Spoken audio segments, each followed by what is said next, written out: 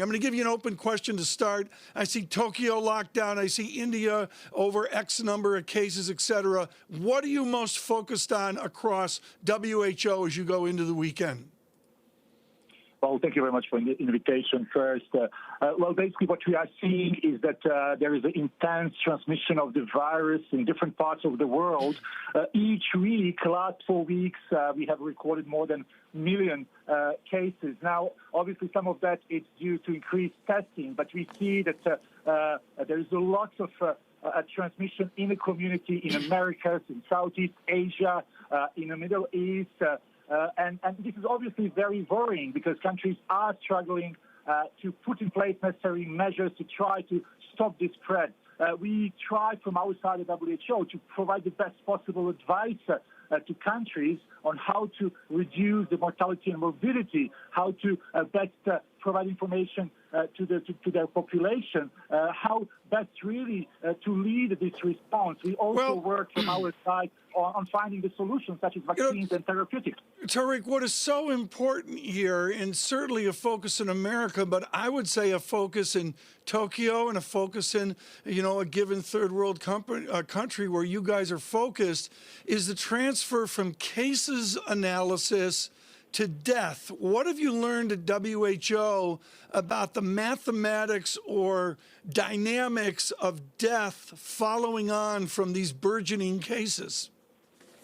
Well, it's what we call crude fatality ratio, CFR, is something that is changing in every epidemic for every disease. It depends really how many cases are tested. As we discover more people with the mild cases, that ratio may go down. So what we have seen in past weeks is that number of infections is increasing, but the number of deaths is relatively stable. And again, that can be explained by increased testing, that we see more people who are not necessarily sick and looking for hospitalization. But what we have seen so far with this virus, that it's relatively stable. It has not changed much, but obviously this is something on our radar, and we need to continue getting these genetic sequence of viruses from different places around the world to watch out for any possible mutation. Tarik, the consensus in the investor community seems to be that even if a second wave emerges, of course it already has in some parts of the globe, that we're not going to see the full lockdowns that we saw earlier this year. From a health perspective, though, can the virus be contained sufficiently without going into another full lockdown? Well, that's a really big question. We have been saying from the beginning of this outbreak, the best tactic would be to isolate, first identify who is sick, provide treatment to this person, isolate this person and their contacts. So we try to isolate the virus from the rest of the community. Unfortunately, we got in many parts of the world to the situation that we don't know where the virus exactly is, and then we had to go into this physical distancing through lockdowns. And that's very traumatizing, and we understand that countries, as well as people, would like to go back to some sort of normal. But the danger of that is obviously as we get to see each other more, is that we will see more infection. This is what's happening right now. Tarik, any conclusion on whether the virus is airborne? Well, we are working with a number of scientific groups around the world. We have been always saying that virus can be transmitted through aerosols.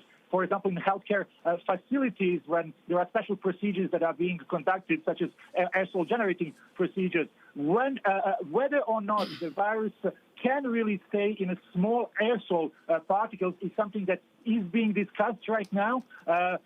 Hopefully, there will be more research and evidence that will answer these questions. We have to remember that the virus is still new. We are still trying to gather the viable and scientifically sound evidence, and we are calling for research on that. In the meantime, we know that it is being transmitted through droplets, and the precautions and the recommendations that we are providing to countries is based on that. Well, sir, thank you so much.